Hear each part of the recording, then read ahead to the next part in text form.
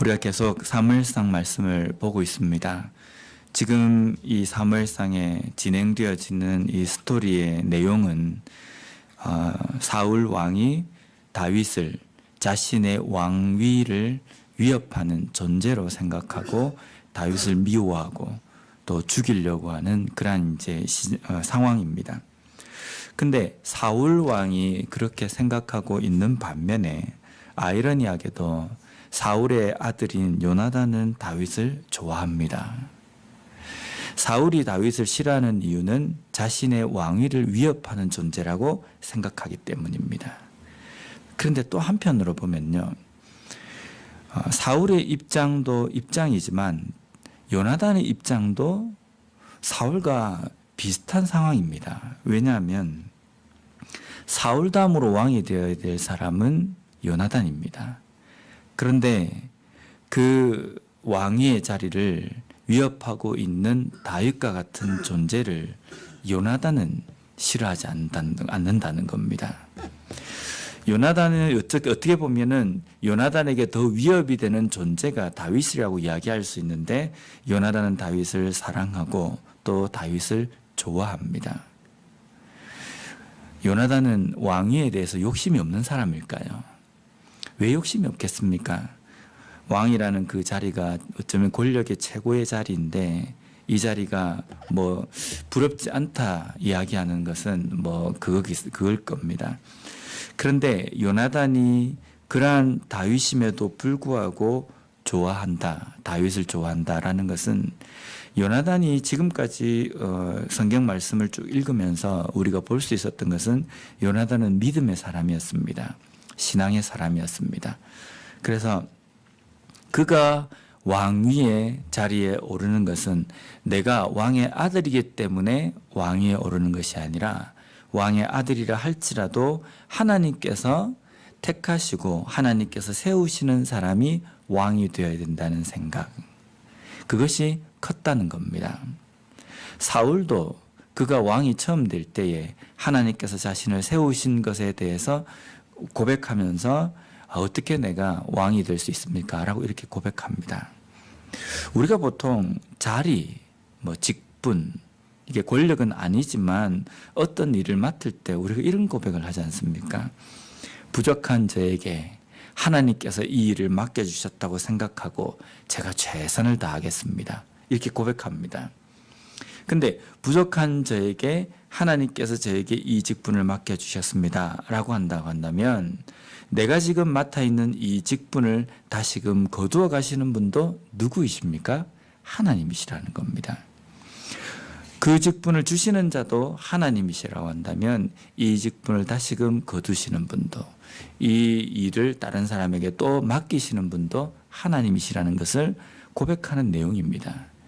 그런데 처음 시작할 때는 하나님께서 나에게 이 일을 맡겨주셨습니다 라고 고백하면서, 일단 한번 맡으면 누가 이제 이 자리를 탐한다든지, 탐한다는 표현이 좀 그런데요, 혹시 내가 하는 이 일에 대해서 뭔가 걸림돌이 된다거나 나보다 더 잘하는 사람이 나온다거나 이러면요, 속상해합니다. 기분 나빠합니다. 내가 이 자리에 그건데 어디 지금 내 자리를 저렇게 가는가, 이렇게 생각하거든요. 모순이지 않습니까? 부족한 저에게 이 일을 하나님께서 맡겨주셨습니다. 그래서 제가 하나님께 기도하며 최선을 다하겠습니다. 근데 기도하며 그 일에 최선을 다해야 되는데, 그 다음부터는 어떻게 되냐면 점점 그러한 간절함이 사라지고 그 직분을 유지하기 위한, 그 위치를 지키기 위한 어떤 일을 하고 사역을 한다고 한다면 그 사역은 망쳐버립니다. 내가 이 일을 맡았지만 하나님께서 이 일을 또 다른 사람에게 주실 수도 있고, 또 내가 하나님 앞에 충성되지 못했을 때에는 하나님께서 이것을 나에게 거두어 가실 수도 있다라는 것을 우리는 명심해야 된다는 겁니다. 다윗을 사랑하는 요나단은 아버지 사울이 다윗을 미워함에도 불구하고 어쩌면 목숨을 걸고 그 사울 왕 앞에 다윗이 다시금 설 수 있도록 옆에서 그 다윗에 대한 선함, 선한 행동에 대해서 주장하고 이야기하는 장면을 오늘 우리가 본문 말씀을 통해서 볼 수 있습니다. 4절 말씀을 한번 보면요. 요나단이 그의 아버지 사울에게 다윗을 칭찬하여 이르되 원하건대 왕은 시나 다윗에게 범죄하지 마옵소서. 그는 왕께 득죄하지 아니하였고 그가 왕께 행한 일은 심히 선함이니이다. 이 4절 말씀이 개역 개정에는 칭찬하여 이르되, 다윗을 칭찬하여 이르되 이렇게 되어 있지만 개역 한글판, 이 개역 개정 이전에 있는 그 번역에는 이것을 뭐라고 되어 있냐면요. 요나단이 그 아비 사울에게 다윗을 포장하여 가로되 이렇게 되어 있습니다. 포장하였다라는 이 표현이 나오거든요. 이 칭찬하다, 포장하다라고 표현되어 있는 이 단어는 히브리 원어로 토브라는 단어입니다. 토브라는 단어의 이 뜻은 좋은, 선한이라는 뜻인데 이 선한, 좋은 일을 지금 사울에게 지금 요나단이 이야기하는데 이것은 꾸며낸, 없던 일을 꾸며낸 것이 꾸며냈던 그 뜻이 아니라 원래 있던 일 중에서 선하고 아름다운 일을 하나하나 끄집어서 지금 이야기한다라는 이 뜻입니다. 다윗이 지금 그 사울에게 미움을 받을 만한 어떤 일을 했건 안 했건, 사울의 입장에서 다윗이 밉건 안 밉건, 지금 요나단이 그 사울왕 앞에서 다윗이 어떤 선한 일을 했고 어떤 좋은 일을 했는지 하나하나 끄집어서 챙겨가지고 사울왕에게 이야기하고 있다라는 이 뜻입니다.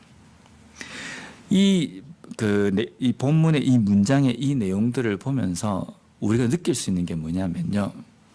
사울이 지금 다윗을 죽이려고 생각하는 그 순간, 그 마음을 먹는 순간 사울의 눈에는 무엇만 보이겠습니까? 안 좋은 것만 보인다는 겁니다. 저 다윗이 나에게 이런 존재구나. 저 다윗이 내가 이게 죽일 만한 이유가 이런 이유이다. 이것만 보이지 다윗이 어떤 선한 일을 했고 어떤 좋은 일을 한 것에 대해서는 보이지 않는다는 겁니다. 지금 요나단이 사울왕 앞에서 무슨 이야기를 하냐면 지금 모든 이스라엘 백성들이, 이스라엘 군대가 완전히 멸망하게 될 때에 다윗이 나서서 그 블레셋의 장수를 죽이고 하나님께서 그에게 주시는 그 힘으로 말미암아 그 블레셋의 손에서 이스라엘 군대를 구원해냈지 않습니까? 왜 그것을 보지 못합니까? 라고 이야기하는 겁니다. 또 다윗이 어디를 가든지 승리를 하고 모든 전쟁에서 이겨서 이스라엘의 군대를 구원한 그 선한 일, 왜 그것을 보지 못합니까? 라는 겁니다. 우리가 이 땅의 삶을 살아갈 때 우리가 영적인 어떤 어두움과 또 영적인 어떤 눈이 닫혀져 버릴 때에 어떤 사람에게 대해서 내가 안 좋은 감정, 악한 생각을 가질 때에는요, 좋은 것이 보이지 않습니다. 그 사람이 지금까지 잘 했다가 하나 실수해서 그 실수한 것이 내 마음에 탁 와닿고 그것이 내 마음을 콱 이렇게 후벼 파기 시작하면요, 한 가지 잘못한 행동, 한 가지 섭섭한 행동만 보이지 이전까지 잘하고 정말 좋았던 그 일들은 깡그리치 잊어버립니다. 그래서 그 하나 때문에 등을 돌리고 돌아선다는 겁니다. 교회 안에서도 마찬가지지 않습니까? 인간관계가 등을 돌려버리는 것은요, 정말 잘 하다가 한 가지일 때문입니다. 그 한 가지가 섭섭하게 내 마음속에 콱 이렇게 박히면요, 그때부터 그 사람에 대해서 좋은 부분은 보이지 않고 안 좋은 부분만 보인다는 겁니다. 지금까지 그렇게 잘하고 좋았던 부분들은 다 잊어버린다는 겁니다. 사탄이 우리들의 관계를 깨는 방법이 이러한 방법입니다. 하나님께서는 우리에게 그 어떤 사람에게도 하나님의 형상을 발견하고 선하게 바라보라고 우리에게 말씀하시는데, 사탄은요, 지금까지 잘해도 한 가지 어떤 잘못한 일을 딱 보고 그것이 내 마음에 상처로 딱 와닿을 때는요, 사탄이 우리의 마음 가운데 참소합니다. 참아서는 안 된다. 절대로 이것을 잊어서는 안 된다. 반드시 갚아야 한다. 이런 식으로 우리의 마음 가운데 그러한 마음들을 준다는 겁니다. 그런데 우리가 우리의 마음이 강팍할 때에는 사울 왕처럼 다윗의 선하고 좋은 부분을 보지 못하고 자기에게 섭섭하게 하는 부분, 자기 자리를 위협하게 하는 부분, 이러한 단점들을, 이 장점들을 단점으로 바꾸어 가지고 보는 시야가 되어버린다는 겁니다.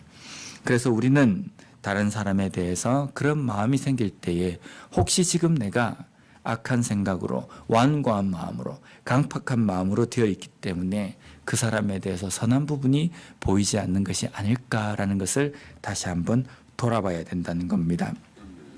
요나단이 다윗의 선한 부분, 또 착한 부분, 아름다운 부분들을 이야기할 때에 사울이 이렇게 고백을 합니다. 6절 말씀해 보면요, 사울이 요나단의 말을 듣고 맹세하되 여호와께서 살아계심을 두고 맹세하거니와 그가 죽임을 당하지 아니하리라. 사울이 지금 맹세합니다. 여기 보면 맹세하다라는 이 단어에 보면 우리 한글에는 그 주어가 앞에 나와 있기 때문에 두 번 반복이 되어 있지 않지만 이 히브리어로 보면요, 사울이 요나단의 말을 듣고 사울이 맹세하되 여호와께서 살아계심을 두고 사울이 맹세하거니와 이렇게 되어 있습니다. 이 맹세하다, 이 주체가 지금 자기라는 겁니다. 내가 맹세한다 이런 뜻입니다. 그리고 맹세하다는 이 단어는 와잇 사바으라는 뜻인데 이것은 7, 7이라는 단어 사바의에서 유래한 단어입니다. 내가 7번 내가 말한다. 내가 확실하게 맹세한다 이 뜻입니다.